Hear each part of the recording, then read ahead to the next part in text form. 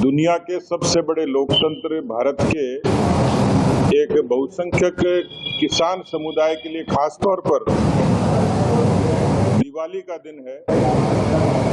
सुबह प्रधानमंत्री जी ने 3 ट्वीट किए।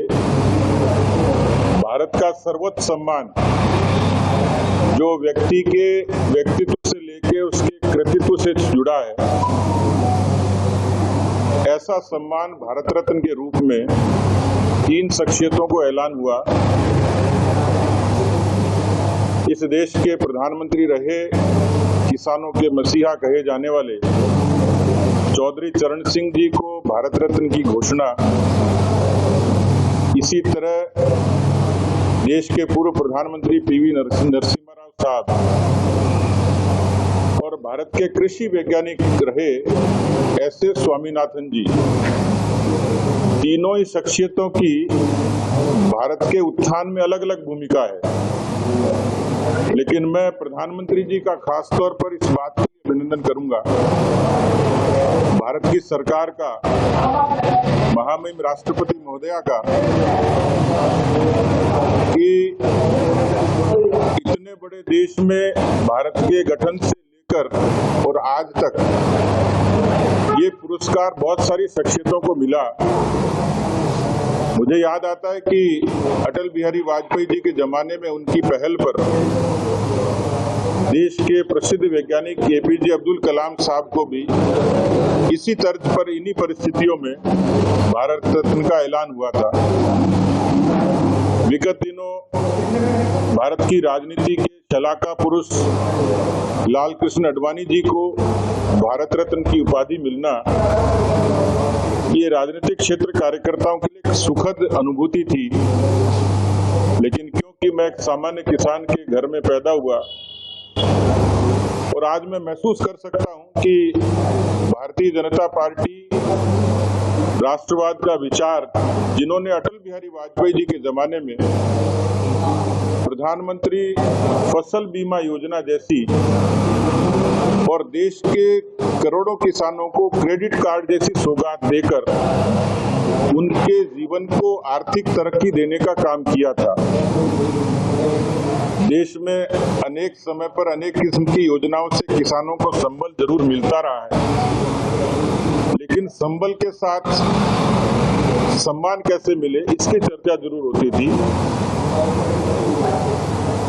चौधरी चरण सिंह जी वो शख्सियत थे कि जिनका खेती पर, किसानों पर, खास तौर पर कृषि अर्थव्यवस्था पर पूरी दुनिया के बारे में जो उनका विशद अध्ययन था, इस पर उन्होंने लिखा भी बहुत, सोचा भी बहुत, और जो उनकी एक अल्टीमेट पंचलाइन थी कि देश की तरक्की का रास्ता खेत और खलिहान से गुजरता है।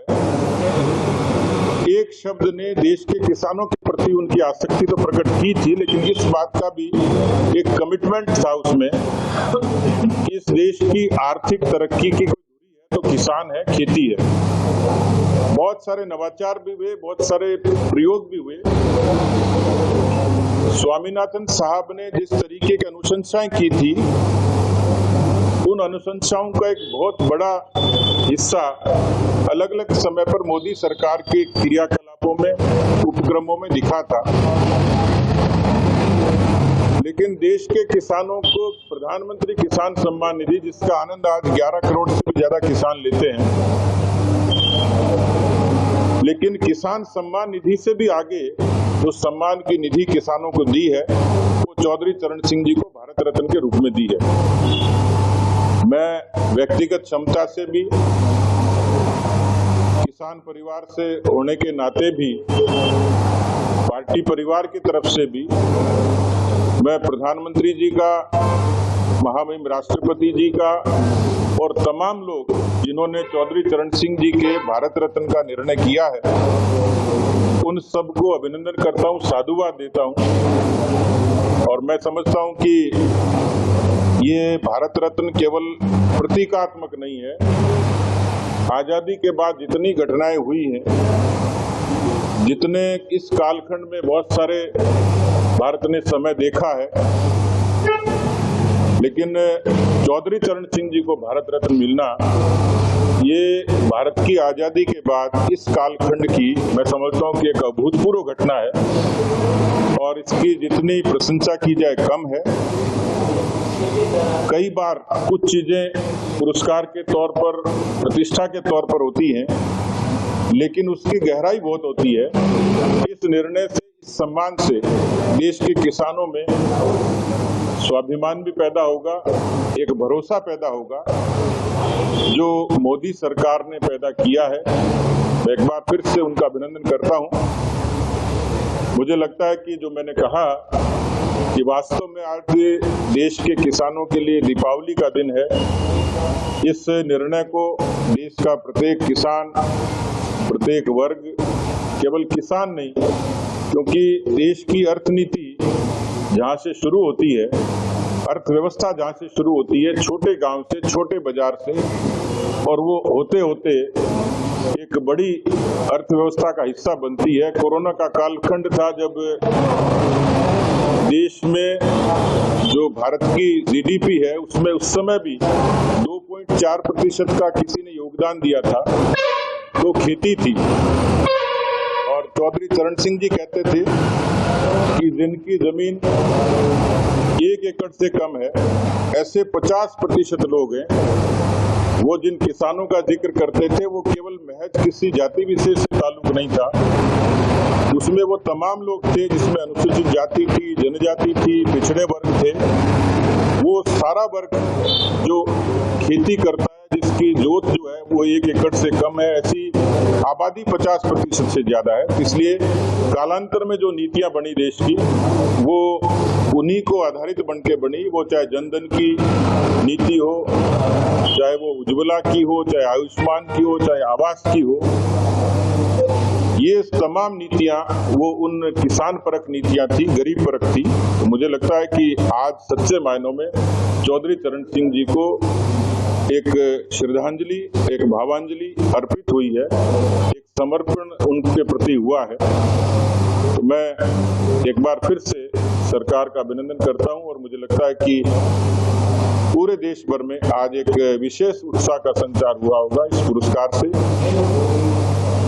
चौधरी चरण सिंह जी की आत्मा, क्योंकि वो उन शख्सियत में तो नहीं थे, लेकिन आज़ादी का आंदोलन उन्होंने लड़ा और उसकी आज़ादी के बाद कालांतर में भी जिस तरीके की उनकी भूमिका रही थी, और मुझे लगता है कि आज उनकी आत्मा को भी एक सच्ची श्रद्धांजलि हम लोगों ने दी है।